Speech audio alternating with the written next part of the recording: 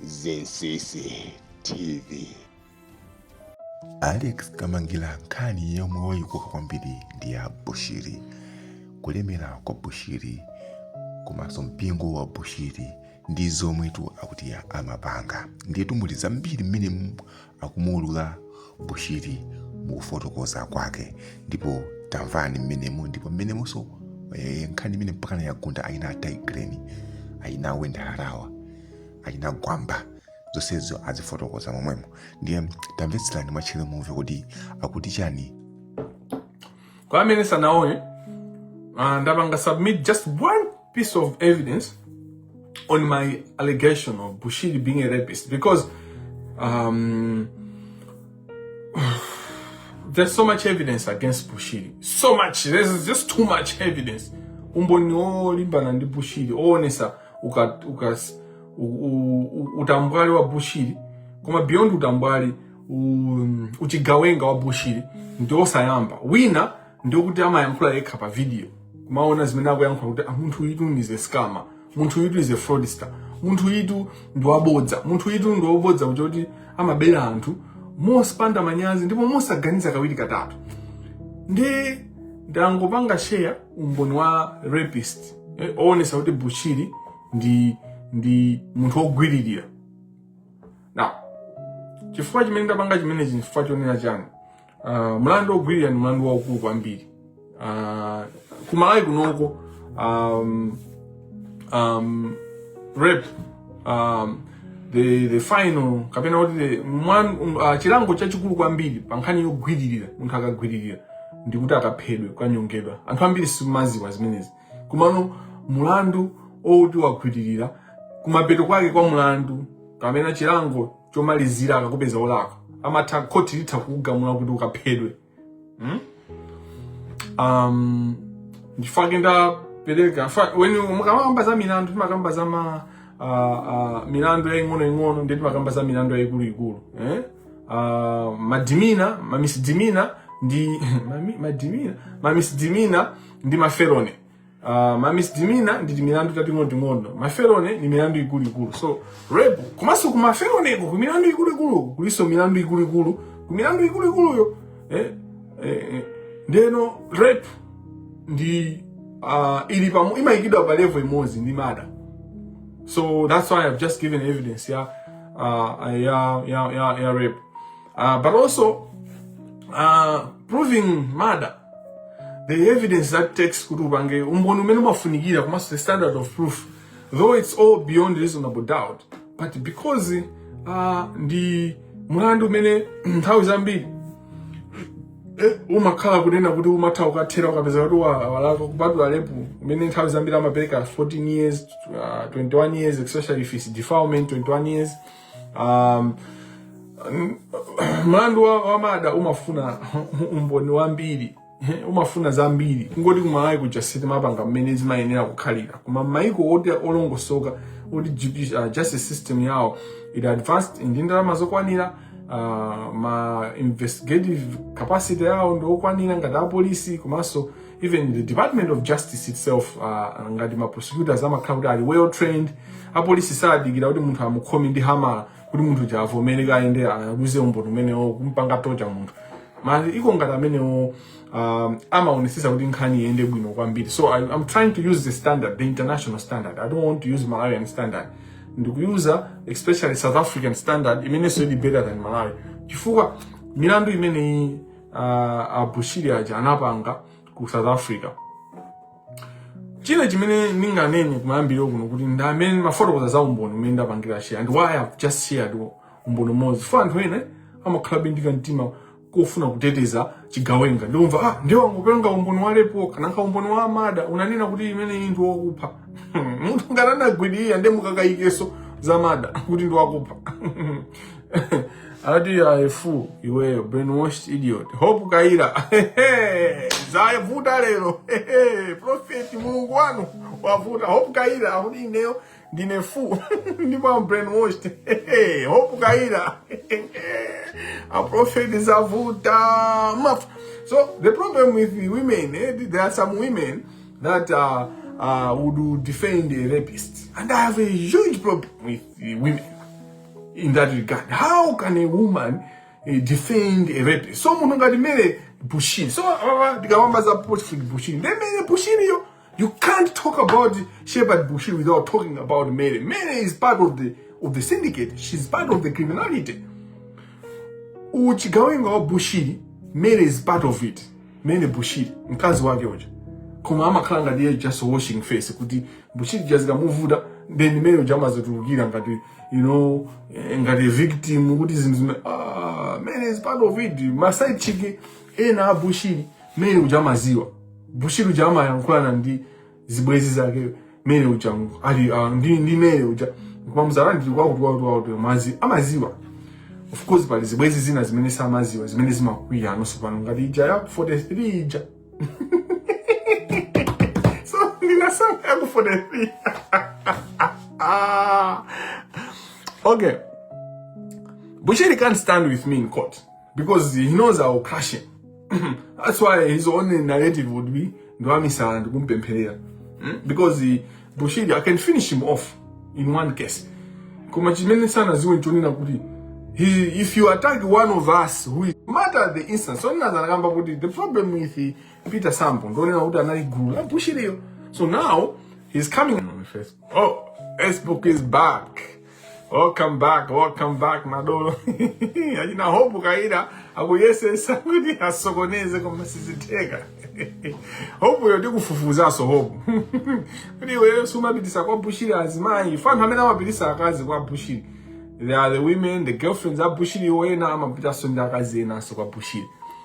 Could you do sex to Bushiri is part of what keeps him what he is. Zomama Pepelesa and Hama take another dark world more. So I will explain these things because I have been I've been following Bushiri for years. I know what Bushiri does. Balewagewa Thai green. Mamzuan Balewa Thai green. I think in the David Kaliran. Kuma he's a Kaliran and he was a pastor. He had a huge fight with Shepherd Bushiri.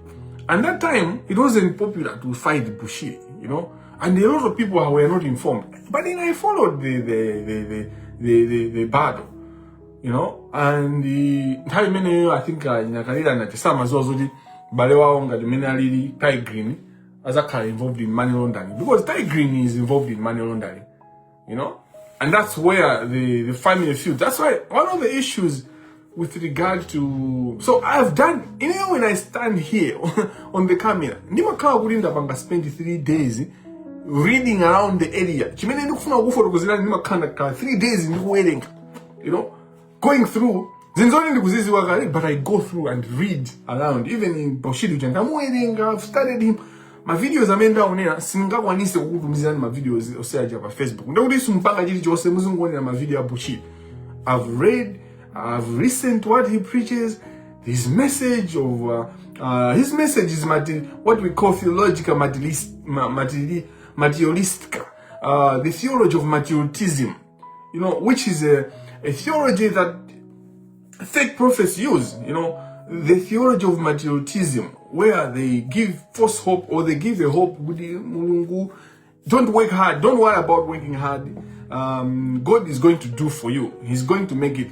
The whole concept of miracle money. There is nothing like miracle money. I can change you. In this world, there is nothing like miracle money. You either work for it or you steal. That's 2 ways of making money. You either work hard to get money or you steal. So what Bushiri talks about miracle money, it's either Antwenaga Guiranchito Zao, hard yield and Wabea, or Iyo Waba, dramas Nuagaira and Twenaga was Sintamon wow. What the Wisa and with the money that they have stolen from somewhere. Muchechi Mujet, Makama Ponzi theory, my Ponzi scheme. Ukubwa Bushiri, ndwabo yera kunena kuti wina yesa mene ndika nzeru pang'ono. You don't need to be very intelligent. So you can ndi nzeru zambiri mbiri. Kuti uziwe kuti Bushiri he's trashy. He's actually stupid and he's a thief. Bushiri is stupid. And he steals from me. He's stupid because he steals from the poor. Bushiri uje amaba kwa wina aliyense, amaba kwa anthu olemera, amabera anthu olemera, amabera maiko, amabera poor people, even the sick, and odwala otakudwala. Bushiri will steal from them. He doesn't care. He doesn't give a damn. Bushiri anyamata golida jana kutumizira video, ndapanga share video. Anyamata mezimbona ziyanduzonina kuti kumena kuyankhulira mjoli nikaoba kupita South Africa. Majiona chimunthu chimenechi chacho chimenechi chacho ndi chigawenga ka. Ndiye chikunena chigawengacho chikuzana kuti nikaoba kupita South Africa facha Bushiri. So chigawenga ngati chikumuopa Bushiri. Ndiye mugenza kuti Bushiri yo ndi ndani. Chigawenga Bushiri anachibera chigawenga.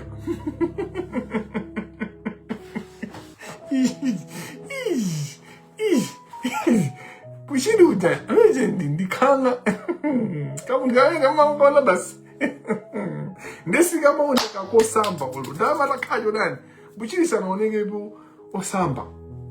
Now that is ndimacheza chabe my introduction amene mapanga watu mumva zinthu lero mumva zinthu. Shepherd Bushiri. Shepherd Bushiri. I wish I'd found his name. Dzina lake lenene. Father Shepherd Lijandilojira uzibasa. Ndipeza. I'm still investigating. Koma jina Bushiri ndona kuti amalipira amikozi ajama apasa ndalama. My social media influencers, they pay them. I know that. So muzapeza ma stories olembedwa oyipa Bushiri. Ajina mpinga njira amathawulembedwa binthaina yake choyipa. Njani thaimena Kamangila ajina mpinga njira. Kuba Bushiri never, nada, zero. Aina Bushiri amalibira kwa anthu madolo amapanga delete bad media. Ina akakalemba South Africa kuja kakatantani, they have a way where they go into the system.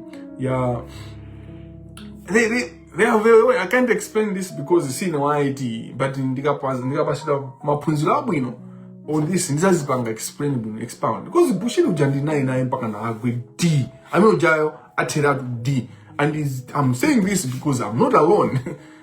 He who is in me is greater than Bushiri. He who is in me is greater than the one who is in the world. You know, I come to Bushiri with one weapon, the word of God, and we will see. You will see what is going to happen. In fact, Bushiri mistake yomusumina Peter Sambo. That's madness. Whatever you have in your closet, the things that you have in your closet, you don't have a right to masumira antu. Like Bushiri weyo tinzeruta kutochepa. Your street smartness. You do not have the capacity to be suing someone. You don't have you don't have the hands, to be going to court because your hands are so dirty.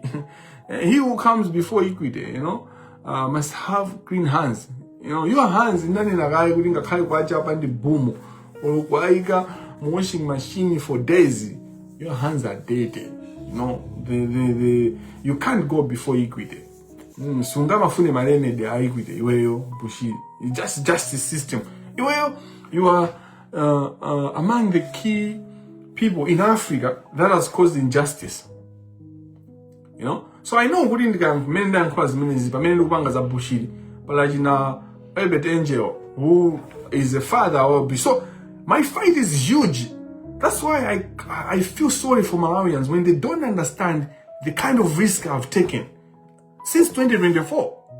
That's why you are very stupid because you do not understand the risk I've taken, and I've taken that risk not to be praised. People are stupid. They think hey, Kamangila, no, he's strong. Oh, hey, he's brave. That's nothing to me. What are you doing to these revelations that I've been giving you, these informations that I've been giving you? You want me to review things in a name way, the Tamange, the Tamansan and down to Koti, in a name way, the Dandani. You are pathetic. And it explains why the country is where it is. Zeko ya Malawi ni pamene chifukwa chikuti ndinu anthu ogona magona nthawi yaitali, but not anymore. You have to wake up. Most of the youth are stupid. in a black teacher, Lester. Lester is stupid, like he's stupid. And Lester is more stupid because he has gotten education, but that education has not removed his stupidity. He says things, so Lester, but when he speaks my work, he will say, it's nice things. And then the substantive issue, when he is now dealing with the substantive issue, crash. But he will not explain, justify why he's crashing me. You know, I'll give you an example. So I know too much, and I read too much, and I follow too much. I read people. When people speak, I listen to even what they are not saying. So, the video, Lester, the black teacher, made.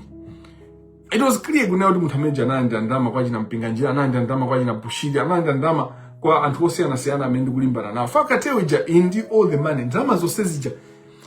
Account number 1 should be called cartel account. Hello? Amanawe, account number 1. Ndama zabo mazosezi meni wabida account yani.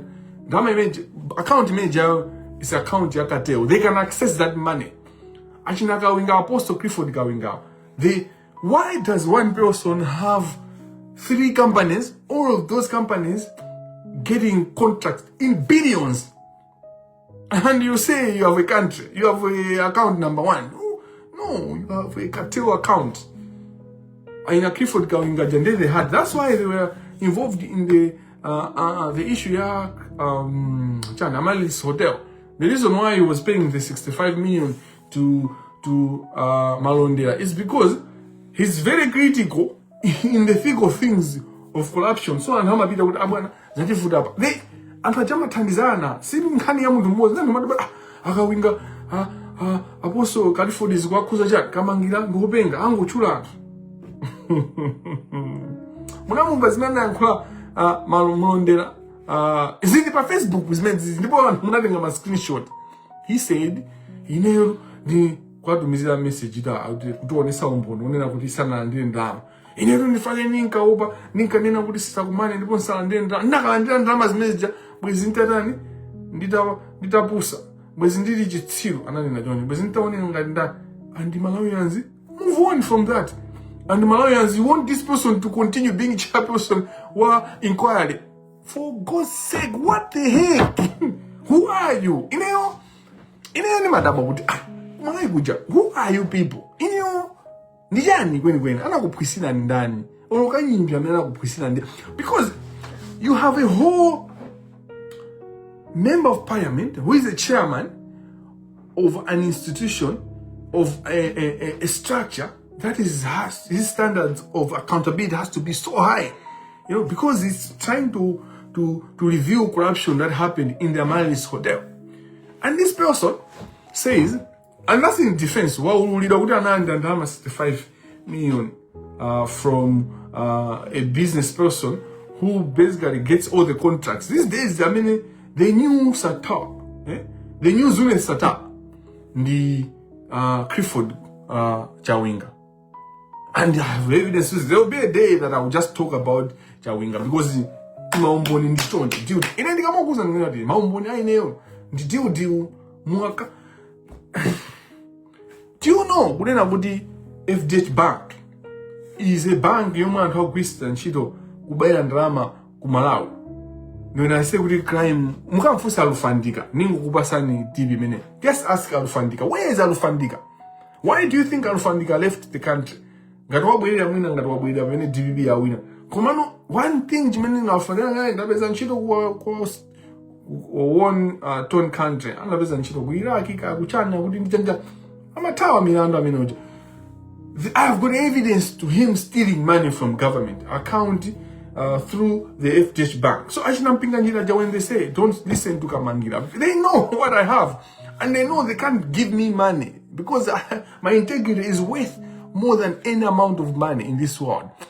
Malawians, you have never had anyone who can tell you that with evidence. You think these Indians haven't offered me money? You think these Paki Mwenyezi from Pakistan, you think they haven't offered me money, really? You think Zune Sata Jarangoona was in Zukujidiga? Because Zune Sata is 2 hours away from me. You think they haven't offered me money, really? Anthu amapolitika ngati amapirika ndalama kwa ziserekwere zanthu zoti zopanda ntchito. Then you think the work I've been doing the last 2 years, basi they can just watch. Ndifake nima kumvera mukamamvera zigoba zopanda nzeru kumana kuti I've given 22 million, I've been given 60 million.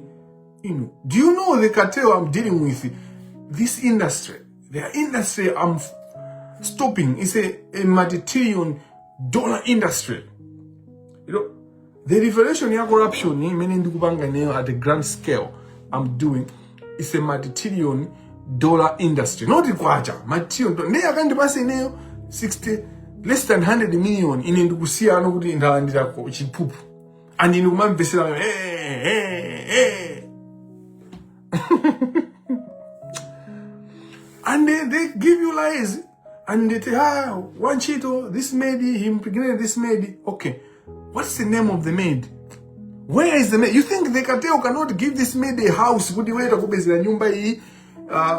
are packaged, a package. Yeah, all your life, you are covered. You should come out and you should reveal everything. You are stupid people. Ajina Hope Kaida, very, very stupid. And that's why Bushir takes advantage of you. And Bushiri, because they're not Bushiri, they're not sharp. Bushiri, mena mabita South Africa. Anali muntoni na kunena kuti he had a vision to really preach the word of God. I can tell you that. I followed Bushiri, and I could say kuti Mungu anampasa. He was given a gift. Don't say for Mungu anapasa my gift. It's an issue of discovering our gifts. And that guy was given a gift. Kuma sina invest with gift yake mana mpasa ndijani. Kuma gift manager anamba kuigwisa nchito Mungu yali kama Mungu ndukumapita paka na kumachuka mpaka wakafika South Africa. The moment he landed in South Africa and started following and he tested money. Bushiri Ujad Mary Bushiri is one of the few people that made Bushiri. Mary was always ahead of Bushiri. She was always ahead. Academically, monetary wise, Mary Mchidimanda. I mean, amine zintuzake. Ish. Apakana. Pajijewa dimate apakana. Mary Bushiri is the one that Mizintu Zinkani Zamudumanga Zmakazambi. Nkani Zamalawi. Sudin Zamuduma, you know. Ajina Mary Bushiri, Mary Bushiri left a very good job, you know, an international job. Maybe than the Bushiri of South Africa. She was the one who was backrolling Bushiri. Bushiri uja ngakale ama onega dosa samba, but ana dosa samba kwambi. So Mary Bushiri, she's the one that actually, one that Kamangila create a monster. If one amanga sponsor, amango panga support mamuna wage. Amango mpanga support mamuna wage. So vuto sukutindira the married alisa and responsibility for us bambo tindi capacity. So this life, when you listen to my life, you need to listen to everything, even the joke that I made, because you learn something from everything. Tindika capacity kacha kubanga excuse men and blame everything on women. This is not what I'm doing. Before the feminists come,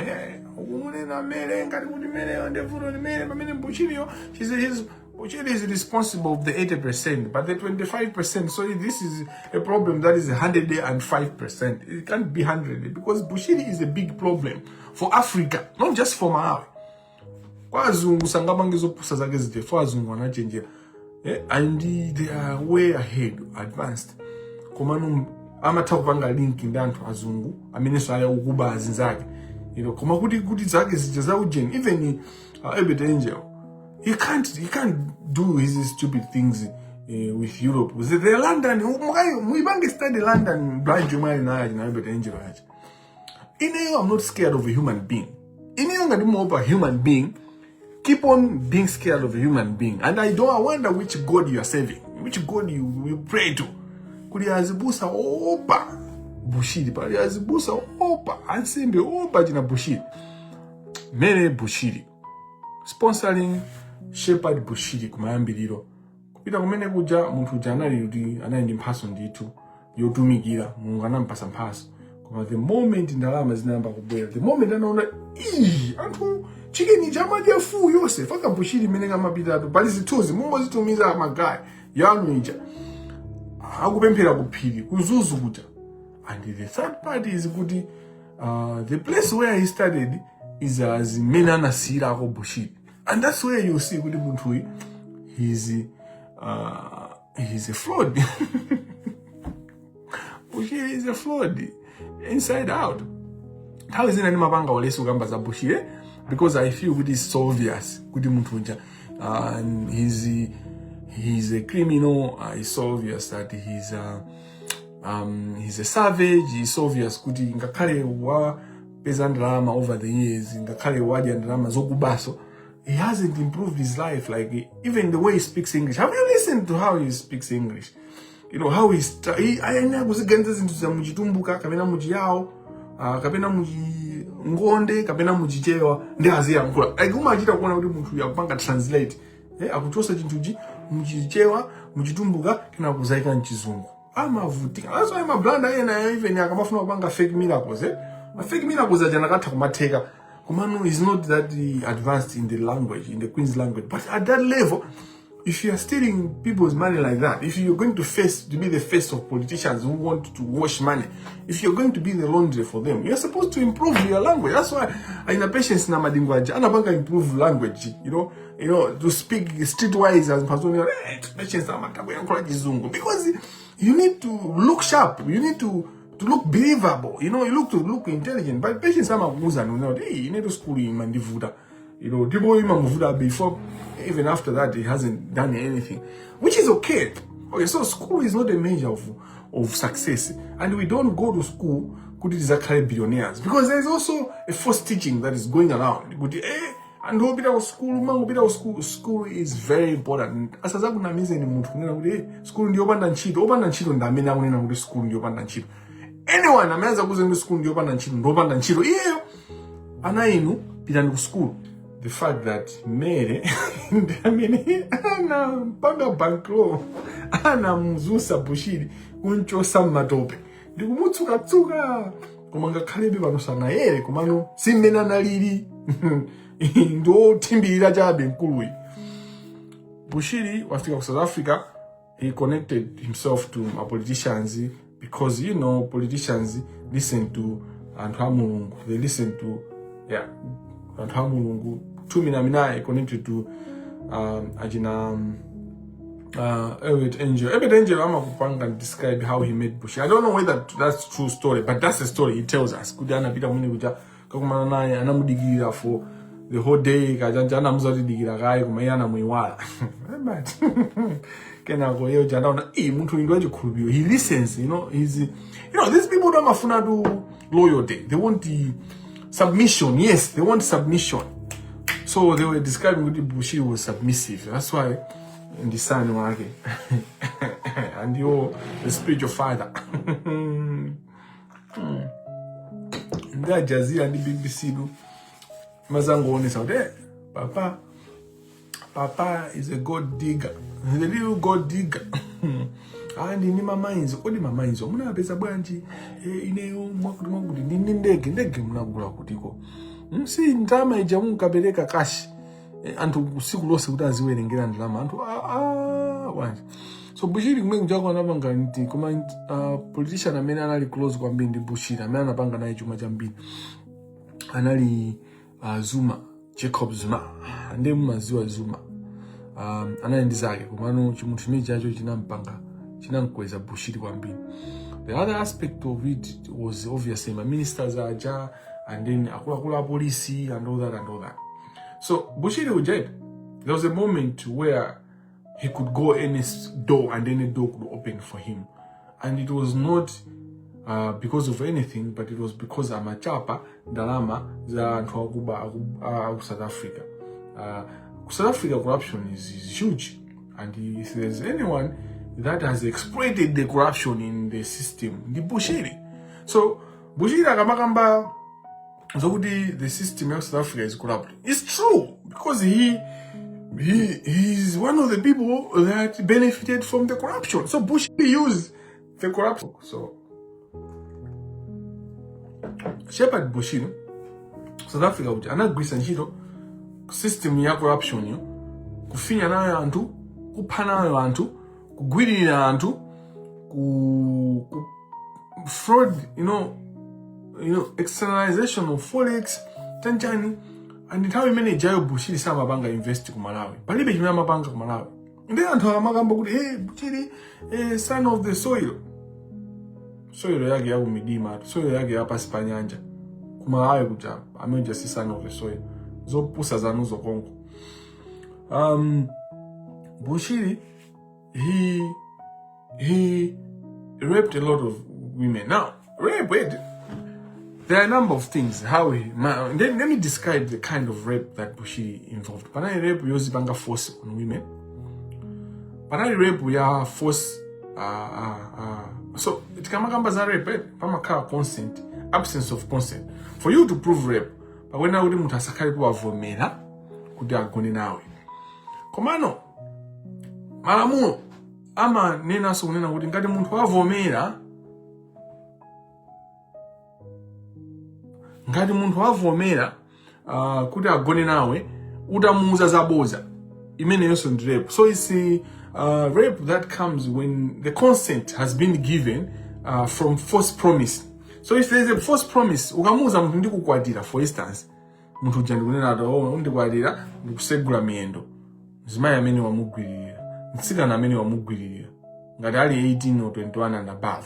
Koma ngati ali 16 and below, olavomere, even atalemba email, or atalemba kala, or text, kuti ine ndikukufuna, ndipo ine amene ndikufuna kupanga nawe izizi, ngati wagona naye imene ndi defilement, day in, day out, usiku usana, imene iyo ndi defilement.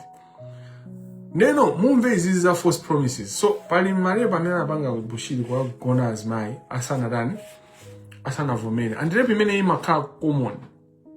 Asana vomere kapena ndi false promise under the pretense of false promise. Kumpasa muntu uja lonjezo laboza.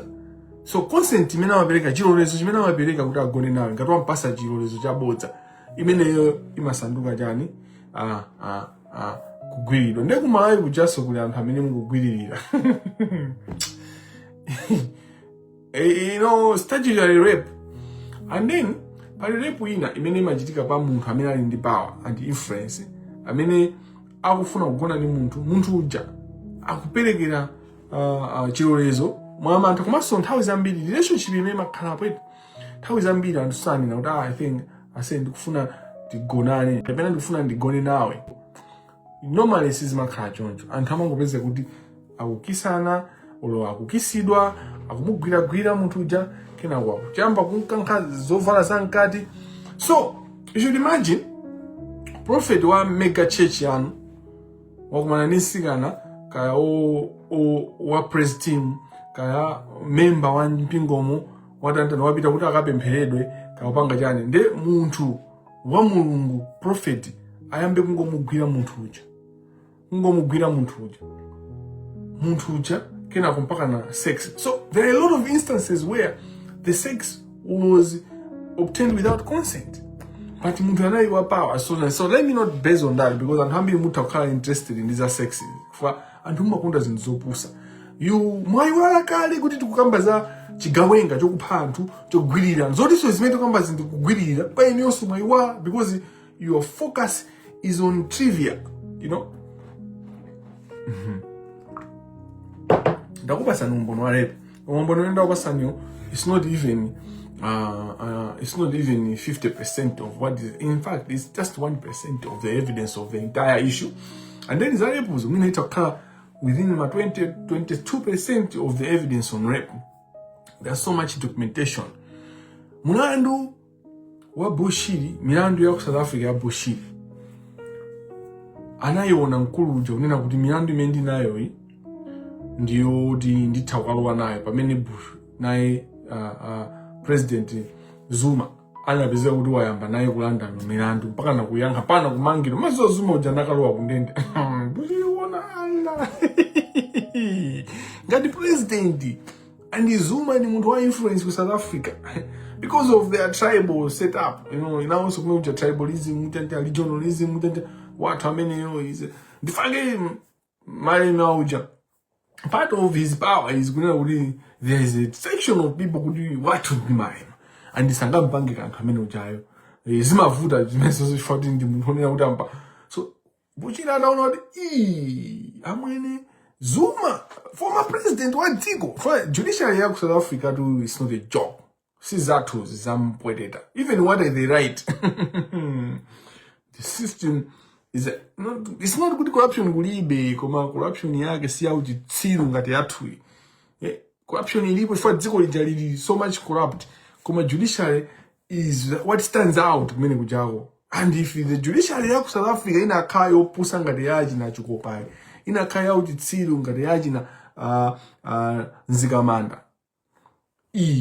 Dziko la South Africa bwezita goka. Economy jasina kakhala strong as it is. You know, the Guptas captured the state, but the economy survived because how strong their economy is, how big. The economy is so big in South Africa.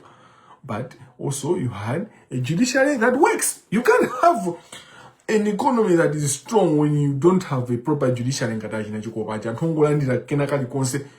that client with guess tapanga ni tipanga mubanga bani akuma gawana drama asana lembe chigamu akama kalemba chigamu agawana kalenda agawana kalenda. Now you need to wake up as Malawians. Bushiri muntu wa mulungu ngatama tawa ku South Africa uja kuda kutawa zabwino bwino amaina atafika anene kuti ndikutawa chakuja kuti iye ujadu kutawa matawa kuti ataona kuti mu system muja palibe amenanga mutetezi alandirano la muno. So muntu oti sana zowere kuyenda mu choonadi akaona kuti light ino yabwera ino mukamuna muntu kuti magesa kazima ali busy amakhala nthu magesa kazima amakhala busy magesa kango yako kufasa kwakeko ngati chisoni baba kufasa ayina Bushiri aja magesa naye akira ku South Africa kuja zose pambera mbanda anaona kuti maya sapasipo khala utawa.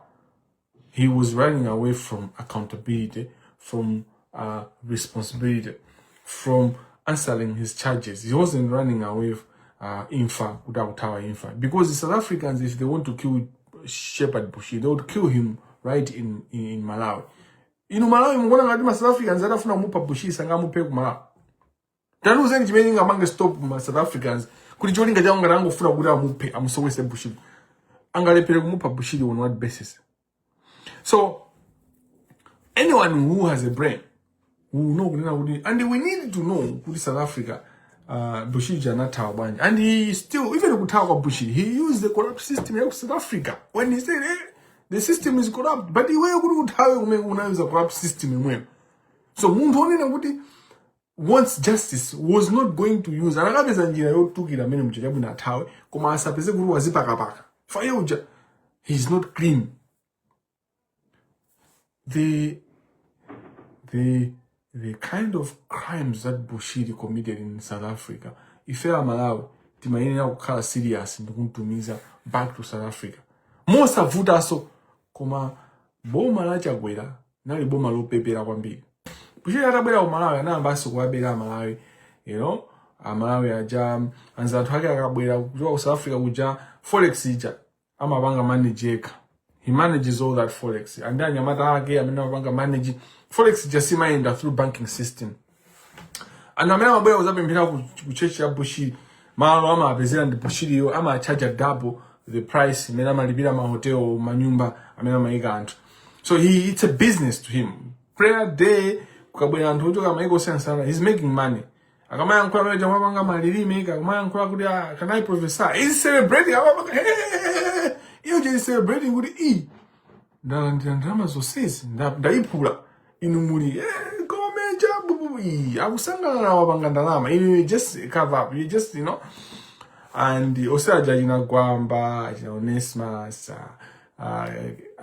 KK, they are all my boys. I mean, I wish that she do job and dramas are Bushir and all that, because in dramas also Angas Bank explain lifestyle ina makala ina gwamba. So gwamba ndiye ndi opempa gwamba amapempa ine ni mamuzi wa gwamba ndope pesa. Kwa Bushiri ndi aje mwali yake omweyo ndi ndandanda omweyo kwamba ndi mfano open pesa ene kwamba kamafika pa mall nduma auza anthu kuti work hard kwamba sangani uze ene za work hard kwamba mapanga work hard kutiko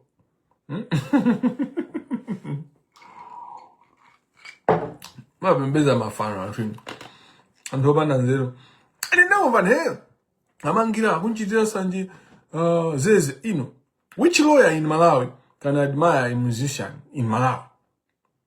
That lawyer must not be okay in the head. Like, look at your society. Why should a lawyer be admiring a musician? For God's sake. Like, which Malawi? Which audience? Which and why I mean I'm a good music idio. I mean I'm a repeat a show yage idio. You are a lawyer wabwino ngatineyo. Lawyer, an international lawyer like me, I should be admiring Zeze. Me too yamusima gwira anthu ino. Atu Bushiri uja kupempherere ninu nditi mizimu take fa Bushiri ndwati mizimu machecheu. By Bushiri uja mainda nditi machecheu. Ndukamba ngati ndikuseka atu zinthu zedi. Most of the sex activity imene achina Bushiri amapanga it's underworld sex where they sleep with you, they harvest your fluids and they use those fluids for their underworld. Akamabanga birthday kumakha kubwera anthu akuzapanga ma ceremony awo. Sex is a very sacred thing. God created sex, by the way, but the devil use it many Mungu wachipanga create to turn it into something else. So kufunda kwali na Bushiri sikufunda kokhai ndi ntchito. Having sex with women is part of their job because they are getting now the fuel to their lifestyle, the fuel to betraying people, they use the sexual activity. So you women, be careful. The 1 million you get today for a one night, the 2 million you get today for one night, they are harvesting you. They are harvesting your future. They are harvesting your potential. They are removing something in you because sex is a spiritual thing. Sexual activity. We are involved in sex outside marriage. We are involved in sex. We are involved in sex with multiple people. Sex is if you are not careful. And then you think about it. They have slept. I mean, I 1,000 women. 500, 1,000 women down. 500 anadusa. You know, and the state are sleeping with Bushiri. They are harvesting you, guys. They do all sorts of things with you. Not kutibas you are bound. You can pray. God. The problem with most people, I mean, I'm a cow that are involved in this. I'm a castle could be as a God of Bushiri. There is nothing like God of Bushiri. So you can believe in God of Bushiri if you also believe in God of Alexius, if you also believe in God of John, if you also believe in God of Janet, if you also believe in God of Ruth, if you believe in God of Benjani, if you believe in God of Takondwa. That's how you understand. But if you just believe in God of Bushiri, and when you know God is God of Bushiri, then you are lost. You are a lost cause. And that, because he wants you to believe in God of Bushiri, all you talk about is God of Bushiri, because he doesn't want you to be connected to the real God, you know, the God of heavens, the God of Abraham, the God of Jacob, the God of Isaac. Because that's when I say the God of Alexius, it's not my only God. In the God wa Abraham, Mungu emweyo, wa Isaac, Mungu emweyo, you know, Mungu emweyo. I mean, why weyo Jedaiah, Mungu emweyo. I mean, why weyo Susan, Mungu emweyo. I mean, why weyo Kambalami. It's the same God of all of us, the creator of heaven and earth. You know, I mean, Magagona and the Bushiri as my. How is Ambidi Makaudi Mukubi as Bushiri? So God does not, you prevent our God, the real God, to touch you, you know, to protect you. Because what are going to Bushiri, Bushiri will appear, because that's what they do. And why do they do that? Because they are connected to the spirits. They have their own zintinama banga and taminaje. And to opia kwambi. Dem samada buya ntakamalezeka. Kuti even wauza chilungamo bana this is Bushiri uja muntu inalisa amene naye close amampanga chipongwe. Wina aliyesi. Muntu inaliyesi sipita sambo yekha wapanga chipongwe anthu ambiri. Aliyesi amene amakhala close ndi Bushiri amachoka kumene kuchako akulira. Atapangidwa chipongwe, ataberedwa. Anthu ambiri miyanda. So muntu wa Mulungu wake. And why do people still follow? Because some are blinded. They are into the infatuation. They do not know the real God, and they fail to win us. As my church also we should be praying for and have a bit of our prophet Bushiri, because they are not following the real God. They are following the God of Bushiri. If the God of Bushiri is not the God of Abraham and Isaac and Jacob, then that's not the true God. But if it's the God of the same God, then we should know. That's why the angel of God, the most trusted, he was the most talented. And that's what happens amongst us. And Hamina Mabanga mislead and Hamun and Tunduamun, Amakant, and many Mungwada, Lisa, Manama Bizodi, one almost as many Mungafuna, Amazayamba, Ukara proud. So, Ineo, Gadi didn't fame, Bangon. If I'm not careful, I can think good I'm the same. And this means not just Timothy and Tambo. Yeah, they thought good and because of the cause, they thought good people are following them. People love the cause that Timothy and Tambo gift chapters were taking accountability, electoral justice. No, the sample Sumangama Bele John Chien, Kutenga na Antomu Street. They thought, could you say today? No, they are following the cause. The people that started following Bushiri, they were following God that Bushiri was able to interpret to them. But after some time, he started seeing Gudam Hajamusa. Then it became about him. So everything. Have you noted that the last 3 interviews, my interview about Bushiri Banova, I'm about introducing the president of Chago. Zamping was the South Gamba, Mamma Dindi company, Botswana, Dinima companies, South Africa, Dinija. That's what it is. He's just doing business. Zamping was the Nzongo Biselilam. And Bushiri says, and the company for America, Mufusi with company, and America with just Sumang Bankers ban. They should be shouting. But all you see is when they halal who go to America, all they are doing, they are washing money. When they travel, they are washing money. They are trying to. It's all corruption, and it's all financial fraud. It's all criminality. And when they are part of it. Dorothy Shonga. I like to call her Dorothy Shonga because in Monanga is unfair on Zeze. Because Zeze atakao Zeze atakao stajam, but he's a good man at heart. But of course, it's not excuse if he's enjoying the wealth that he shouldn't enjoy. And I pusa Zeze. Anafusida unikoni nugali modoja. Maizwa di zina ake. How do I minister on this? You don't need to know me to answer my question. I mean, to answer a question that relates to me. I'm allowed. Hey, so you are, you are so sick. You are so sick. Like, muntu wafuzi fusi. Ene unalibe ku interview. Akaloya unena kuti zimene mabanga money laundering ifanye galmo somgai kwanise kuigula galmo de jayo and all that kumaso taxi sense. Ene loya amendi kumuzwa wapona kita. Kunchwa wapona kita mbava. Aloya amendi kumuzwa a gift na nkuni. Mbava. Ankuramti amendi kumuzwa maere. But maere ndiwe ayo mpinga njira. Mbava. So these corrupt people, these people that are moving money, they are not even clever. They are not even sharp.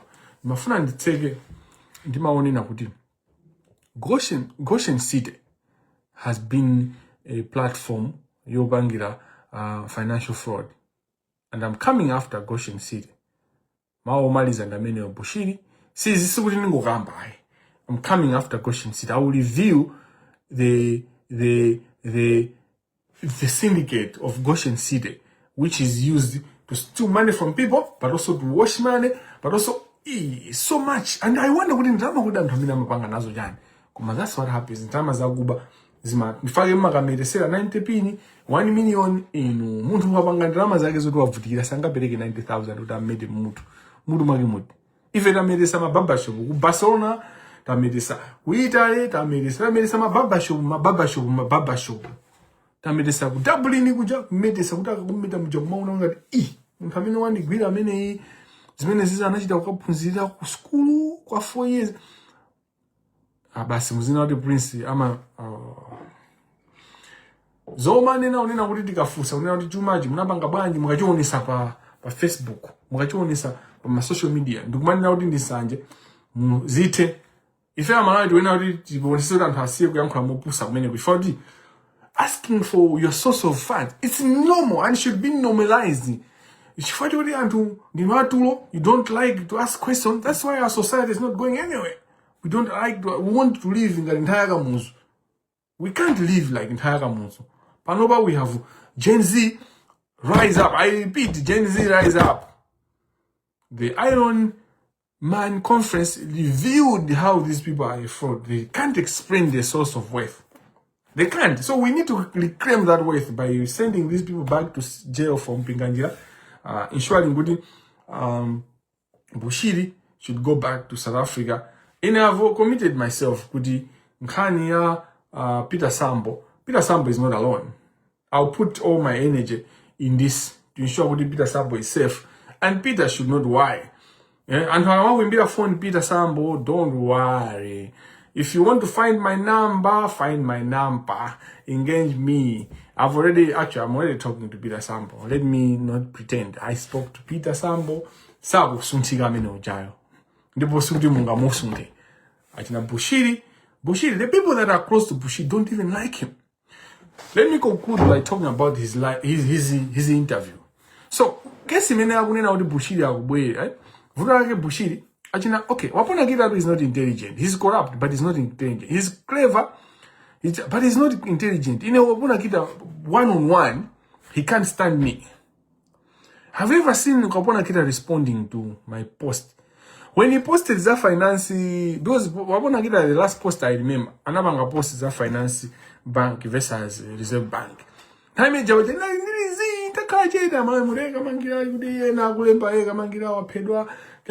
were trying to speak death upon my life, but fear. Nigerians, God forbid.